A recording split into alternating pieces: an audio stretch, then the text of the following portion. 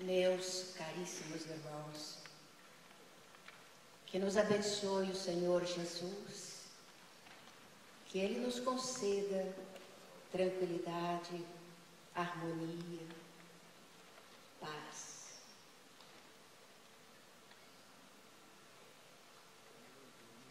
Na lousa do coração, cujo giz é o sentimento, cujo escrevente é o espírito, eu vi num deslumbramento um lindo nome gravado, de 4 letras formado e irradiando esplendor.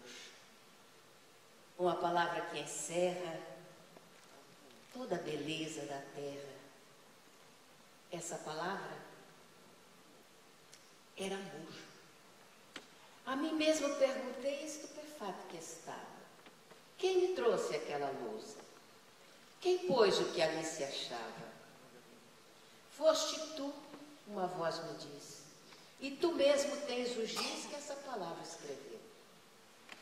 O que aí está escrito, e que te parece um mito, é um simples produto teu. Amor? Mas isso é mentira. A minha mente delira numa visão fantasista. Mas a voz, em tom conciso, diz: filho, já tens juízo, já não és materialista. Este é um trecho de um poema de José Soares Cardoso, versando sobre uma palavra bem complicada na vida da gente: amor. Falamos tanto em amor que o sentimento real desapareceu da mente, ficou apenas a palavra amor. E com o perpassar do tempo, essa palavra também foi se complicando, que na atualidade já não sabemos equacioná-la devidamente. Então fragmentamos a palavra. Ela começou a ser dividida em N pedaços para ver se conseguiríamos, de alguma sorte, entender o seu significado.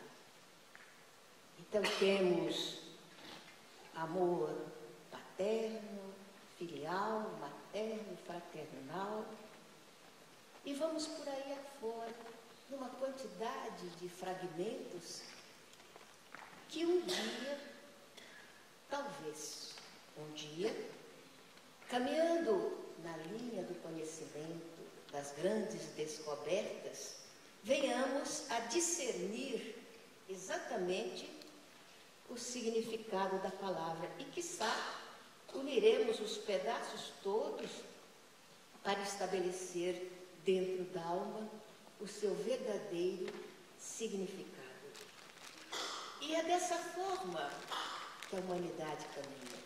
E é dessa forma que caminhamos também, fazendo descobertas e descobertas, com as dificuldades que são características de entendimento, principalmente porque o personalismo, principalmente porque o egoísmo ainda fala muito alto dentro de nós, principalmente quando se trata de estabelecer direcionamentos, e gostamos muito de direcionar a vida do outro, porque exatamente se torna muito complicado direcionarmos a própria vida, e então vamos nos esquecendo de nós para nos preocuparmos com o outro, e vamos estabelecendo as nossas visões a respeito da existência segundo a nossa visão de existência e de vida.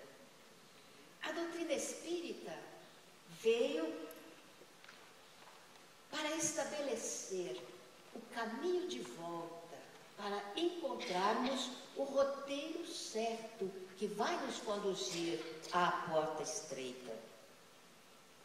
Estabelecendo então o primado das bases em que se assenta a existência de Deus, a imortalidade da alma, a comunicabilidade dos espíritos, a reencarnação e a evolução, já nos dá exatamente a visão por onde devemos começar o nosso aprendizado, as nossas descobertas.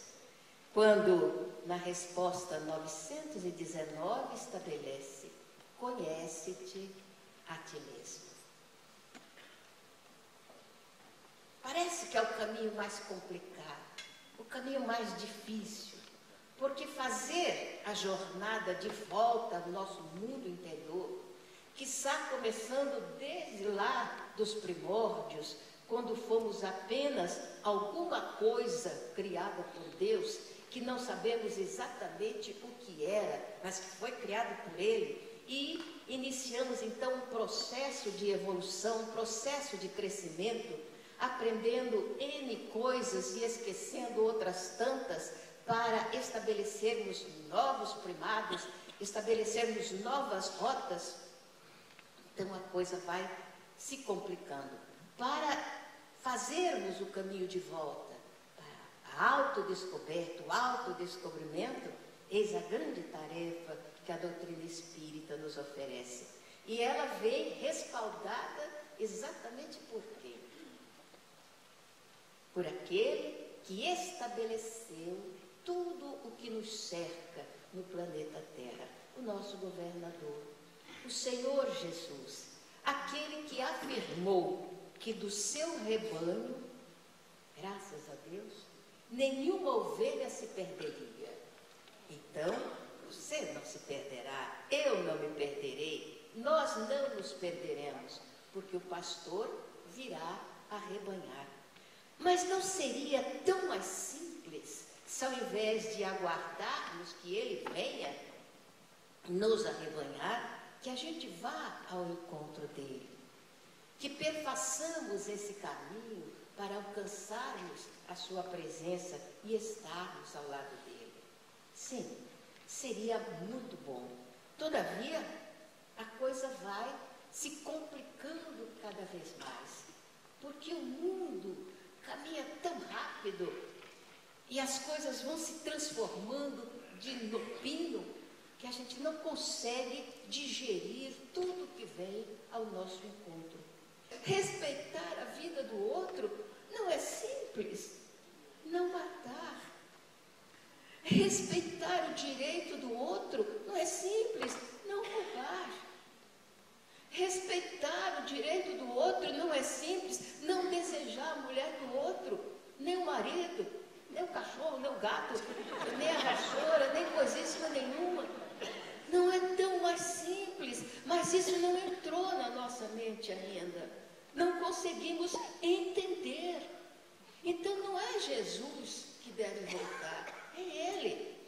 É Ele que deixou esse monte de posicionamentos que a gente ainda não conseguiu dimensionar ou digerir ou colocar, implementando a nossa vida. Então é Ele que precisa voltar e começar a explicar, tintim por tintim, de que forma a gente vai aprender a não matar, de que forma a gente vai aprender a não roubar, de que forma vamos aprender a ter um pouco mais de respeito pela família. Teríamos que perguntar tudo isso. Então Kardec está muito longe ainda. Nós não chegamos ainda ao Espiritismo, porque estamos ainda dentro das leis mosaicas, estamos ainda necessitando de maturá-las, de mastigá-las e de repeti-las constantemente para começarmos a construir um mundo novo, estabelecendo as balizas da nova era que tem sido decantado há mais de 150 anos. E que a gente vê falado lindamente, o Divaldo Franco, que eu ouço desde a minha adolescência. E até hoje a gente continua ainda naufragando dentro de questões que deveriam ser questiúnculas apenas, mas que são questões grandiloquentes, porque não somos capazes ainda de resolver. E a gente principia exatamente pela palavra com que iniciamos, a palavra amor. Oh, meu Deus, o que é amor? Quando alguém diz que o amor é eterno enquanto dura, então a questão não é questão de saber. Nós podemos saber muita coisa, nós podemos saber coisas gigantescas, enormes, mas o verbo para nós na atualidade é um outro, é o verbo compreender.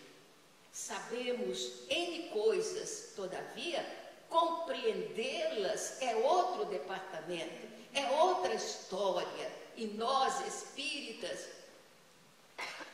cuja fé é uma trilogia, filosofia, embasado na ciência para estabelecer consequências, para nós o verbo compreender deve estar no frontispício do nosso entendimento, procurar compreender para fazer o aplicativo correto. Então, em realidade, o Evangelho em nós deve nos ensinar aqui a pensar como espíritas, a pensar como cristãos. Nós somos cristãos, todavia, nosso pensamento está muito distante do pensamento cristão. Nós somos espíritas, todavia, que complicação que é entender reencarnação. Que complicação que é entender que reencarnação está estabelecida exatamente para que possamos superar as nossas falhas e as nossas fraquezas. E aí a palavra amor cresce, porque das fraquezas mais gigantescas em nossa alma é exatamente a de amar o próximo como ele nos amou, ou amar o próximo como a nós mesmos. Muitas vezes, olhando o ir e vir da humanidade, às vezes parece que a gente dá um passo para frente e dá 3 para trás, que a gente tem um impulso de evolução e de repente parece cair no mesmismo, e aí a gente começa a discutir coisas que não deveriam ser discutidas, deveriam ser logicadas, analisadas com clareza para chegarmos a uma conclusão. Mas não, é mais fácil brigar, é mais fácil chocar, é mais fácil complicar a vida. Então o verbo compreender toma essa dimensão extraordinária. O Evangelho, oh meu Deus, o Evangelho precisa tocar a nossa alma. As palavras de Jesus precisam fazer com que a gente se emocione, com que a gente se encante e com que a gente siga os ensinos dele, as palavras dele. Não é apenas ficarmos analisando por que ele disse isso ou por que ele disse aquilo, mas fazer com que as suas razões sejam para nós diretrizes para encontrar a tal da porta estreita que deve estar em algum lugar que eu não encontrei ainda. Procurá-la. E eu acredito que para atravessar essa porta estreita há uma necessidade imperiosa, que é de segurarmos na mão um dos outros. E então aquele que vai na frente vai puxando como uma grande corrente para que consigamos ultrapassar a tal da porta estreita. Às vezes eu paro para pensar, por que exatamente eu entrei pelo caminho da divulgação espírita?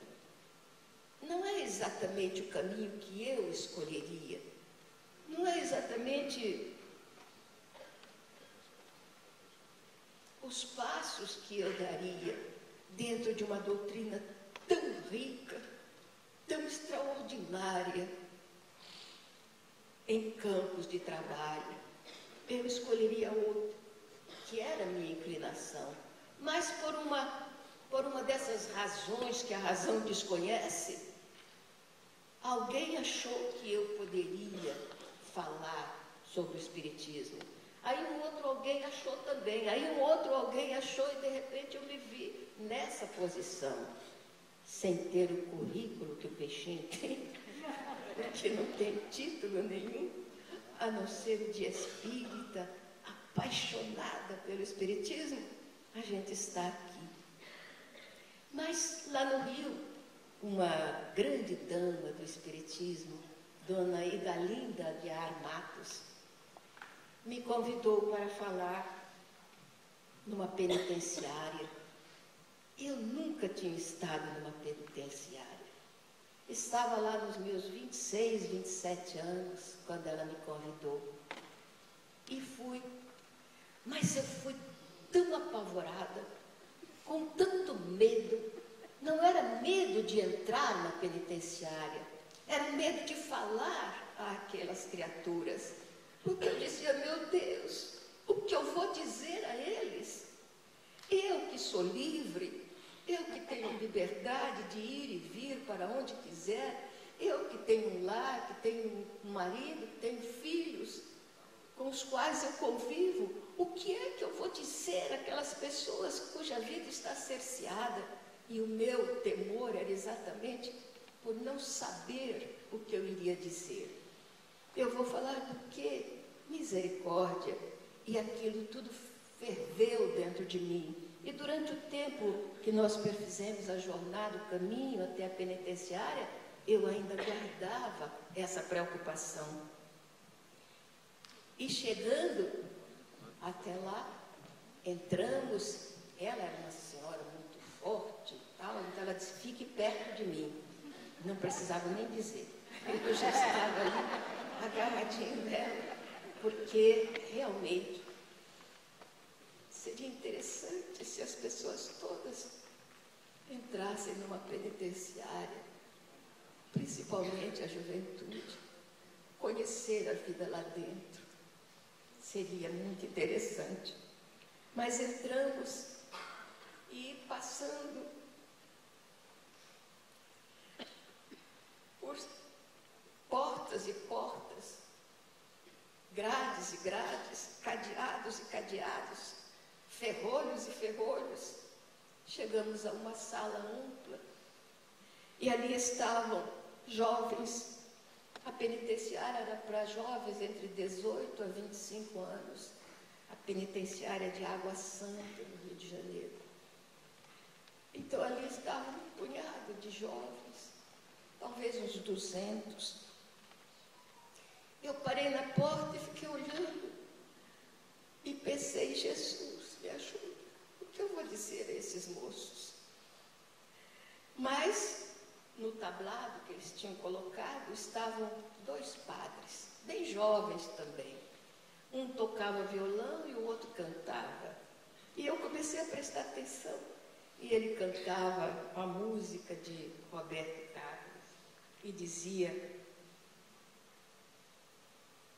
eu quero crer na paz do futuro. Eu quero ter um quintal sem muros. Eu quero ter 1 milhão de amigos. E eu olhava aqueles moços que ali estavam. E eles levantavam os braços e cantavam forte. Eu quero crer na paz do futuro. Eu quero ter um quintal sem muros.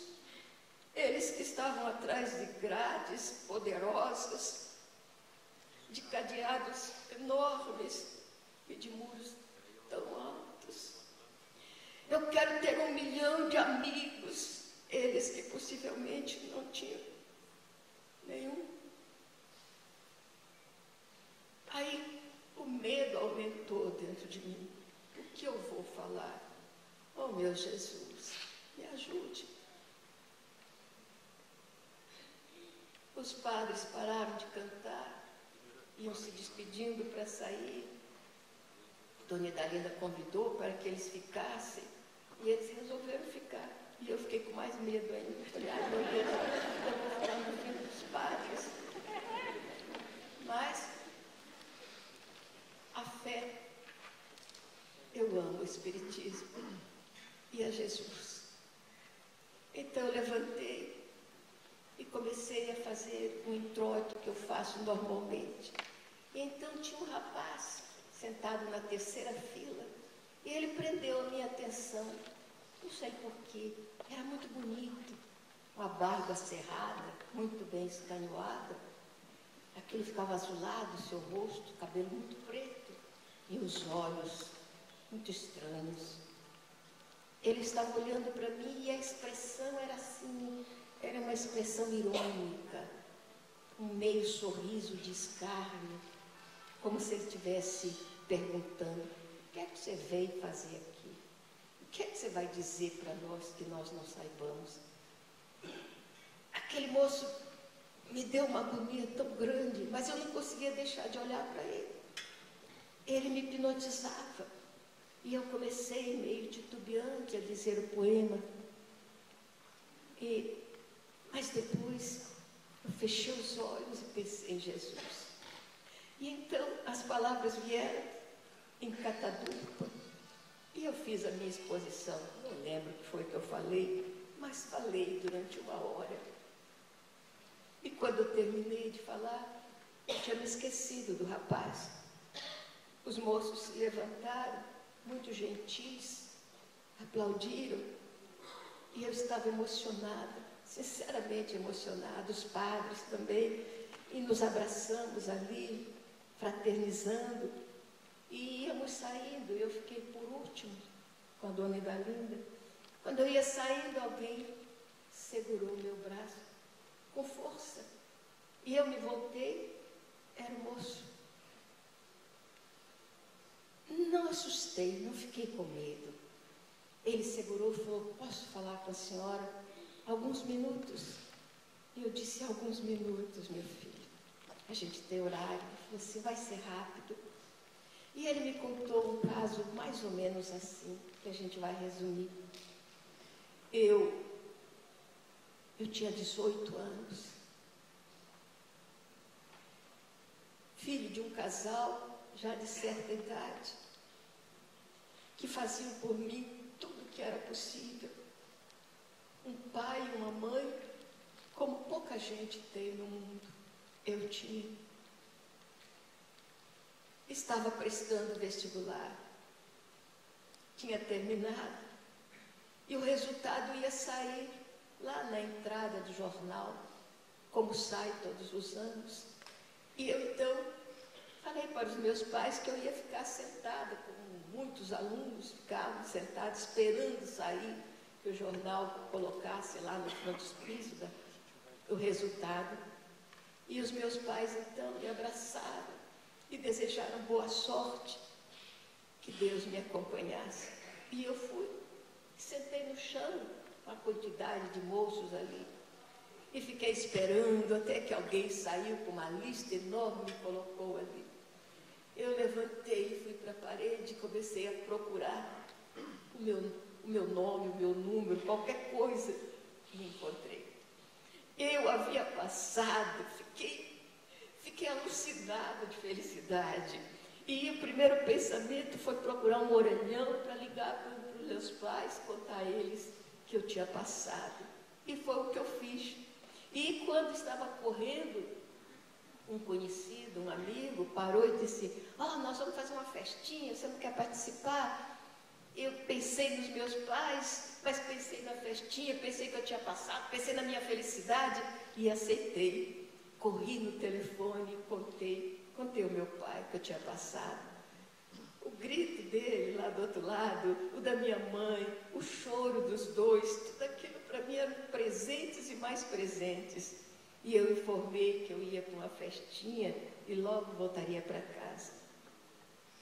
Eu jamais poderia pensar que depois daquela festinha, ao invés de voltar para casa, eu viria para cá. Não sei o que aconteceu. Não posso informar. Quando quando dei acordo de mim, eu estava manietado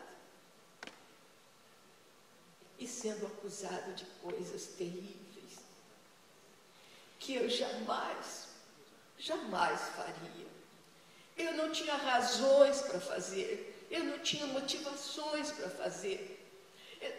Eu tinha uma família feliz, pobre, mas feliz. O amor da minha mãe, o amor do meu pai, aqueles 2 velhinhos que eu jamais maltrataria.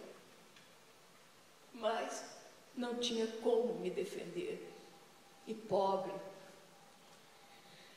ainda não tem vez. Eu não tive. E vim parar aqui. O que eu chorei, minha senhora, o que eu chorei atrás destes muros, não dá para dimensionar, não dá para contar. Talvez baldes e baldes de lágrimas. O que eu passei aqui, nem muitos livros poderiam contar. O que eu pensei aqui, daria muitos contos e muitos filmes. Mas, depois de 2 anos, 3 anos, aquilo que eu tinha aqui dentro foi endurecendo, e o que batia em uníssono parou de bater. Aquela coisa se transformou numa pedra de gelo. Uma pedra de gelo aqui dentro, construindo na minha cabeça uma ideia fixa. Eu sairia daqui, completaria minha pena e ia sair daqui para fazer lá fora tudo o que disseram que eu tinha feito e que eu não sabia se tinha feito ou não. Mas a promessa que fazia a mim mesmo era de sair daqui e concretizar tudo. Fazer exatamente o que eles me imputavam. Era a minha ideia. E então, deixei de sofrer. Deixei de chorar. E quando a notícia de que o meu pai, assolado pelo sofrimento, havia partido, não me fez chorar. Mais tarde, a notícia de que minha mãe também não aguentara ficar sozinha e partira igualmente, não me fez chorar. As ideias continuavam. E a expectativa da minha saída para cobrar da sociedade, centil por centil, continuava aqui dentro. Quando a senhora entrou, eu fiquei olhando. O que essa menina está pensando que vem ensinar para nós? O que ela sabe da vida? Não sabe nada. Possivelmente será a primeira criatura contra a qual eu cobrarei da sociedade. E tantos pensamentos vieram à minha cabeça, e eu percebi que a senhora estava ficando constrangida com o meu olhar, com o meu sorriso. Eu abaixei a cabeça, porque era verdade. E ele então, e de repente a senhora começa a falar de um Jesus que eu já tinha esquecido há tanto tempo. Falar de um Deus com o qual eu não me relacionava, não sei há quanto tempo também. E a senhora começou a falar e de repente aquilo que estava aqui dentro começou a derreter e a subir para os meus olhos. E então, eu que já nem conhecia mais o calor das lágrimas, eu chorei, minha senhora. Então eu queria pedir um favor, só um favor. Volte aqui, não para me tornar santo, mas só para me fazer chorar. Eu gostei de ter chorado. E o rapaz virou as costas e saiu. E eu fiquei pensando com os meus botões. Chorar. Jesus nos faz chorar. Não porque sintamos remorso por alguma coisa, mas porque Jesus é sentimento. Ele precisa tocar a nossa alma. Uma ocasião, Divaldo, conversando num culto, ele falou sobre embocadura do Evangelho. E eu perguntei a ele, Divaldo, o que é embocadura do Evangelho? Ele falou, você não prega Evangelho? Espera, um dia você descobre. E eu fiquei pensando naquilo, até que um dia eu vi a Anete, que tocava saxofone. Ela estava passando na língua ou na boca umas paletinhas, e ela lambia aquilo e botava ali, tirava, botava na boca. Eu falei, filha, que porcaria é essa que você está fazendo? E fica aí passando esses... Aí ela falou assim, mãe, tem que umedecer, porque para o som sair direito tem que ter a embocadura certa. Então a gente passa assim, umedece e vai acertando até conseguir a embocadura. Pensar é uma coisa extraordinária. E eu comecei a pensar, meu Deus, a embocadura do Evangelho. Para que o Evangelho saia de nós e toque a alma das pessoas, a necessidade de termos a embocadura. Trabalharmos as cordas vocais, trabalhar o aparelho fonador, para que haja harmonia no som evangélico que saia da nossa boca.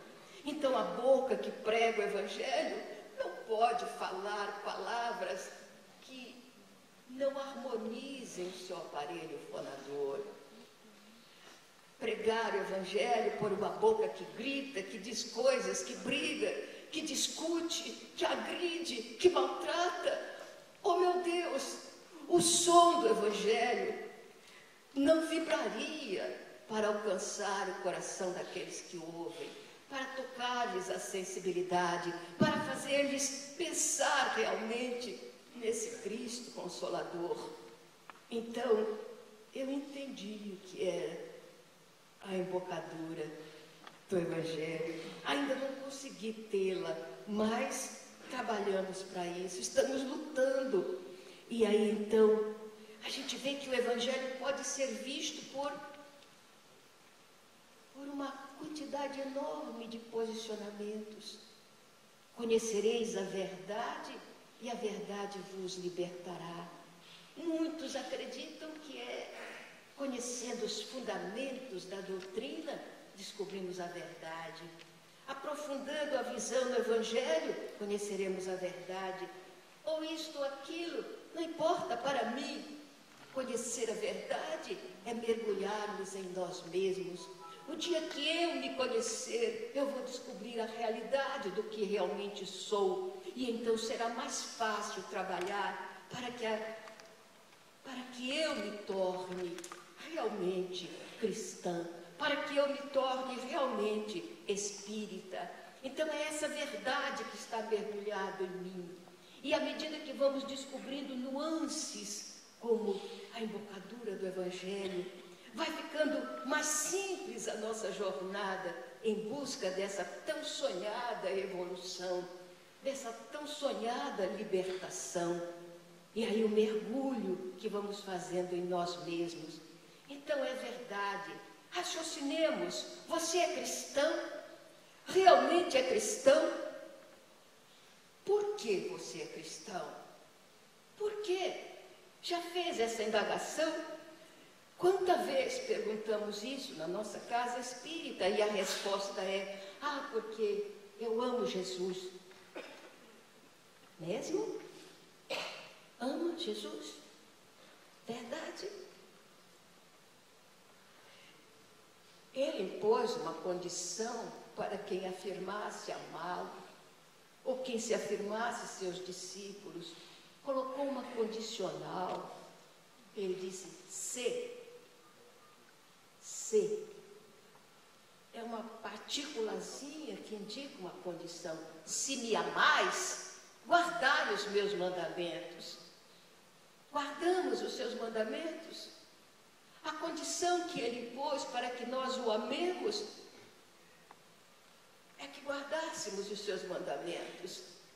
Então essa resposta não condiz com o posicionamento nosso na atualidade. Não condiz. Eu amo Jesus. Não. Eu sigo as suas prescrições, os seus ensinamentos. Seguimos, realmente. Ou Jesus ainda é o grande desconhecido em nossa vida? O que sabemos a respeito dele? Como mergulhamos nas informações a respeito dele? Para descobrir alguma coisa, vamos aprender. Agora, aprender é uma coisa, compreender é outra história, é uma outra visualização. Então é para lá que temos que caminhar. Não é saber espiritismo, é pensar como espírita. Pensar como espírita em cada circunstância da nossa vida.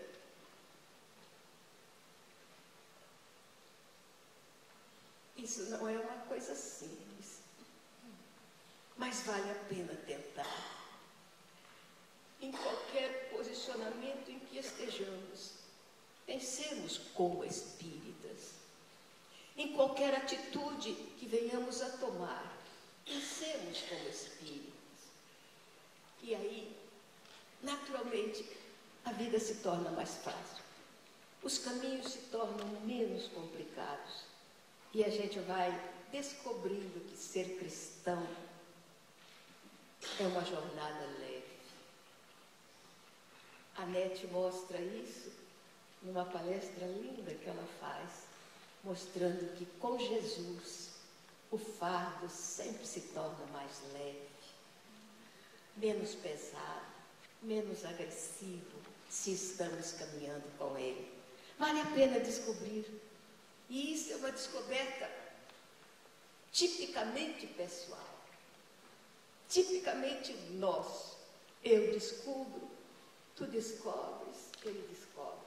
E todos nós vamos descobrindo, e quem sabe o nosso amanhã será de mais fraternidade, de 4 letras formada e irradiando esplendor. Uma palavra que encerra toda a beleza da terra. Essa palavra era amor. A mim mesmo perguntei, estupefato que estava, quem me trouxe aquela lousa? Quem pôs o que ali se achava? Foste tu, uma voz me diz, e tu mesmo tens o giz que essa palavra escreveu. O que aí está escrito e que te parece um mito é um simples produto teu. Amor? Mas isto é mentira. A minha mente delira numa visão fantasista. Mas a voz, num tom conciso, diz, filho, já tens juízo, já não és materialista. Despertaste para a vida, crês na alma, crês em Deus. Esse pensamento encerra todos os horizontes teus. A visão do teu passado é que te faz perturbado e criva-te a alma de dor. Complicando o pensamento com falsos ensinamentos, tu negaste o próprio amor. Porém agora esse amor, herança que Deus nos dá, vibra dentro de ti mesmo qual vibrante sabiá, que no topo das palmeiras, de dia, às horas primeiras, com seu canto anuncia e em terno gojeio inspira o amor que gera alegria.